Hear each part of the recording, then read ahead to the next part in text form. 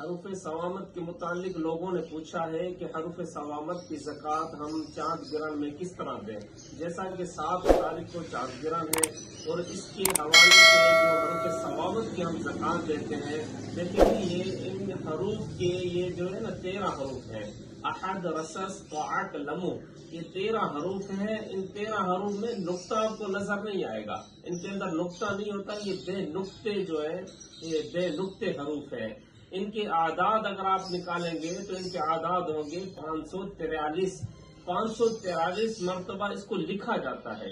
کوئی آپ نے ایک سفید کاغذ لینا ہے، اس سفید کاغذ کے اوپر آپ نے کھانے بنانے ہیں، جس طرح ہم کھانے بنا دیتے ہیں، وہ کھانے بنا کے نقش کے حوالے سے، یا اسے سیدھا سیدھا بھی لکھ سکتے ہیں، آپ کی مرضی۔ اسی طرح 543 مرتبہ آپ نے لکھنا بھی ہے، 543 مرتبہ آپ نے پڑھنا بھی ہے۔ تو پھر اس کی رجت وغیرہ نہ ہو جائے، آپ کے اوپر یہ اثرات نہ آ جائے، آپ کی خود کی بندش نہ ہو جائے، اس حوالے سے پھر آپ نے ایک انڈا لینا ہے اور اس کو